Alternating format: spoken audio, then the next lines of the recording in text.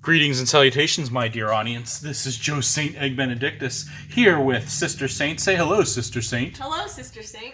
We are here for a few different videos out of the norm. You know, when I originally started this channel, it wasn't primarily all Bible reviews, even though I love Bibles and ministry. It was supposed to be hobbies, games, Bibles, book reviews, cards, things that I'm interested in. You know, that's the point of a YouTube channel. You know, in YouTube, the customer is not always right. It's up to the content creator. And we are taking a little diversion for the next few weeks into the world of Dungeons and Dragons. Because, we think it's a fun game. We enjoy playing it as a family. Some Christians have, what's the word? Problems with Dungeons and Dragons, but we already talked about this in my previous video. Go back to part 1 to talk about philosophy of gaming and how this game is more dangerous than this game.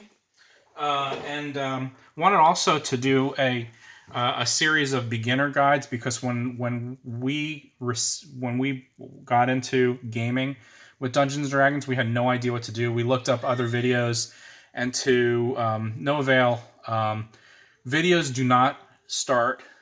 They are not basic enough, and I was still lost. Even watching videos for like a month, I was still lost. So I thought I should provide a beginner's D&D video for like the regular masses, with Christians in mind. If you're have an issue with Dungeons and Dragons, first of all, if you watch Lord of the Rings like more than once, you shouldn't have a problem. It's the same thing. But if you do have a problem, you can like use this as a tool or a resource to bring your family together to do role-playing games where you can do other kinds of worlds, Star Wars, Star Trek. I talked about a game where we did a Walmart heist, and you know, we were a mall cop, a teenage girl, and a pizza delivery guy, and had to save Walmart from like being robbed. This is just a tool and a resource to get you started. This part 2 video is to get you on a roll, to familiarize you with the materials in the starter set that you can get almost anywhere or order it online, as well as a little bit more advanced with the player's handbook and online resources that you can use to get started. Remember, we're starting basic. So the first thing we're going to do is talk about what comes in the starter set, which is the starter set rulebook. Okay, we're also going to talk about dice, which is another thing. First of all, table of contents are right here. Okay, on the front cover, you have how to play, getting started, but even that is confusing. I was confused. Combat, adventuring, and then there's a section for spells. We'll get into that later. That's a little bit more advanced. That's for another video, especially if you're Christians, you don't like spells. You can do like I had in that Walmart game. My son was the mall cop, you know, the security guard, and he had a baton and a set of Twinkies. Well, use Twinkies if you don't like spells, you know, or something else like hypnotism or persuasion, you know, or like, I don't know. Okay, so let's go ahead and open it up and see what we get. First of all, we have really the beginning of the game of getting started. It talks about very basic things like you need the storyteller, otherwise known as the dungeon master. But again, if you don't like that language, the game master. And the game master has to construct a story or a world in which your players play. You have the game master who writes the skeleton, the structure of the story. And then you have your players who will join you in not only playing the game, but filling in the gaps. So for my Walmart game, I had the characters, which people can come up with their own characters, but I gave them that characters for that game. I had the basic conflict, but the rest of the story, like interaction with customers or getting from one room to the other. I had a basic map of Walmart. You know, that is where the participation of other players come in, so that you can construct a world, you know, pretend, make believe, with everyone around the table. And that's what makes it so fun, because even though you're the game master, the storyteller, you really have the ability to grow a world beyond your know-how, because other people participate, and you really have some sense of spontaneity. The fun with Dungeons and Dragons is, I like to think of it as the dungeon master coming up with a world or setting and a basic storyline. But really what I do anyway, is I like to let my players take me where they want to go, and then I go from there. But certain gameplay is all about preference, and every group is different. Myself and the groups that I'm in, we like to roleplay a lot. So we have like our voices or accents that we talk in, and we'll play out what we do. We'll move around. Whereas some other groups might not want to roleplay or use accents, and there's literally no difference in the enjoyment of the game because it's whatever all of the players want, and different styles. Doesn't matter. Some games are more combat heavy, whereas some games are more roleplay heavy. It's all in preference. Okay, thank you. You can have like games where they continue, or you can have what we call one shots, where it's just you can do it in like 2 to 3 hours. Like that Walmart game was a one shot. The goal is to get people from point A to point B, like any other game, but they make up the details of the world. All right, so we have the gameplay. That's basically what this talks about. The next thing we need to do is learn about the dice. The dice really drives the spontaneity and the unpredictability of the story to an extent, even though the game master has a certain sense of control. And to bring you about the dice is Sister Saint. Take it away. Dice is my forte. I don't think I used that English properly, but anyway. Well, the game is run by a dungeon master and the players. Your fate is decided by dice. Mostly the d20. It's a 20-sided die, which speaks for itself. But when you try to do something, usually the dungeon master will ask you to roll for it, and they'll ask you to add a certain ability of yours to it and see how well you do. And if you fail, then you fail, and the dungeon master will tell you how you fail, and if you succeed, then they'll tell you how you succeed. Yeah, but how do you fail and succeed? I'm about to explain that. Oh, sorry. This is where I got caught up with other videos. I mean, other videos are not basic enough, so we're going to make sure it's a very basic. If you succeed, typically you have to roll about a 12 or higher as the normal number to get, but the dungeon master decides that. Okay, that's called the difficulty class. Or DC. Okay. A 20 is almost always an automatic success, whereas a 1 is almost an automatic fail. That's not great. That's a 2. That's a 2.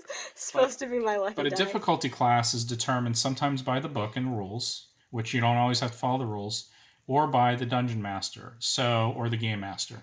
So if you're confronting, say, a treasure chest that is locked, okay, and a player has either keys or some ability to open that, or even some ability to destroy it. Unbeknownst to the player, the game master will have a difficulty class. For instance, you need to get a 12 or higher in order to break through that treasure chest. Now, the game master does not tell the players that. There's some secret to it, some mystery to it. Mm-hmm. And then, for instance, let's say your character or the player rolls an 11. What would you do in that case where they don't get the 12 or higher? They don't know the difficulty class. They just roll the dice, and the game master takes the number and plays with it because obviously the player doesn't know that it's 12. But what happens if somebody rolls an 11 in that case? All right. My player is trying to smash the lock off of a chest. The DC is 12 and they roll an 11. I will then say, okay, Thunk, you raise your mace and try to bust the lock off of the chest. Instead, you smash the mace through the top of the chest. Does that get it through? No, it does not. It hits the metal. Okay. Now what happens if they get like a 3 or a 4? 3 or a 4? That's an even worse fail, and you can have fun with that. Okay. Thunk, you raise your mace to hit the lock, but as you bring the mace down, you misjudge and you hit your own foot. And then they would take 1 point of bludgeoning damage. Yeah, you take, I'm mean. You take a point off of your what's called hit points, HP, or hit points. Every character, stop it. Every character has a certain amount of hit points, and we're going to talk about all of that with character building in our next video. But you'll have, say, 13 hit points, and the dungeon master may say that costs you 1 hit point. Now you're down to 12. As your life either grows or wanes, we'll talk about that. That's a little bit more skilled. We'll talk about that later on. And then for other dice, very quickly. More dice. You have 7 dice in one set. All of these dice, the D12, D4, D6, D8, and D10, these will help you with damage. So any damage your weapons deal or your spells deal. And if you have any healing spells, how much healing you can give someone. And the percentage die is not used very often. That's the 100. Oh, that's the one with the hundreds. By tens. Right. Yeah, by tens. I never use that. It's not used very often in Dungeons and Dragons. The most we use it is if we're trying to figure out how much gold someone gets. That's a different thing, but... Yeah. So, like, you may have a... say one of my characters has, like, a cannon for an arm because he's part cyborg, because I'm cool. You know, his cannon is, like... Well, it's really 3d6, which means 3d is dice, 6 is the sided. So I would get 3 6-sided dice, roll it, add it up, and that's how much damage I would do to an opponent or a monster or a conflict if I used my cannon arm on something. So sometimes you need more dice, like 2d8, which would be 16 total. You know, some heavy weapons require more dice, and that's when you get really nerdy, like Sister Saint. All right, moving on. All right, enough with the dice, Sister Saint. Enough with the dice. Stop with the dice. Stop with the dice. All right, enough with the dice. All right. More. All right, next we're going to go through some books. We have the dice, we have the books. Okay, we got past the dice. If you're using the starter book here, the starter set rule, the next thing you're going to read is the abilities, the structure playing the abilities. This is where I really got confused because they talk about things as if you know it. And what we're going to do is when we go to character building, we're going to use this as part of character building. You also get into the book about checks, strength checks, constitution checks, wisdom checks. It's very convoluted. We can talk about that down the road. Then it talks about the order of combat. This is when you're either fighting a hindrance, a roadblock, a monster, an opponent, a bad guy, whatever it is. The Darth Lord, the Borg. Usually it goes by the big boss is the big bad evil guy or the BBEG.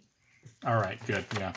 Okay, and then there are actions that you can take in combat, like dash, search, attack rolls. And this talks about your attack roll. Another thing that confused me, but we're going to talk about how to play down the road. Again, we're just going over some of the basic resources.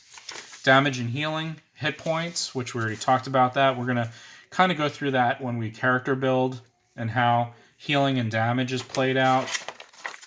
Travel, adventuring is the third chapter. Travel, armor, weapons, or things that you want to do. Like I said, my son had Twinkies for a weapon once. You can really Christianize it if you want to make it a little less violent. Adventure gear like paper, mirrors, mess kits, backpacks. We'll talk about that. Okay, and then spells. Now, another thing that the starter book comes with is the Lost Mine of Falanvir. There are books that you can get that go through stories, and this gives you kind of a canned, generic story with maps. These stories I still don't know how to play, and what I mean by that is they're very complicated. I think maybe Sister Saint may find it easier, but I find them complicated. But one of the things you'll need this book for, which comes in the starter kit, or another book like it, is because in the back they have monsters. And if you need opponents, this gives you all of kind of a good variety, not all of the monsters, but a good variety of monsters that you can fight. If you want to fight a goblin or a hobgoblin or a spider, it gives you their armor class. We'll talk about that. Hit points, their speed. It gives their numbers and gives you the actions that they can take. Like the giant spider can do a bite or a web. And then it tells you how to play this character. The monsters or the bad guys are characters that the game master plays. Okay, so the characters go through the story And as they confront different conflicts, the game master plays them. So this would be all of the resources for the game master, as well as what we call NPCs, non-playing characters, like the guy at the general store, or the sage that'll help you through your journey. And for every NPC, you need a character sheet of some sort, because if you're the game master, you need to know how many hit points and how much damage that dude can take, or how much. Not for every NPC. Yeah. I mean, if you have the bartender or the barkeep or the soda shop jerk, again, we're trying to keep it clean here. You can, you don't have to have a character sheet, but you do need to have some kind of personality that you drive the story and get them on their quest. Okay? So these 2 books come with the starter set, and we'll go into more detail in a few minutes. All right. Well, thank you. Next video we're going to turn to is character building. It's one of the fun things that we'll do. So thank you for joining me in this part 2.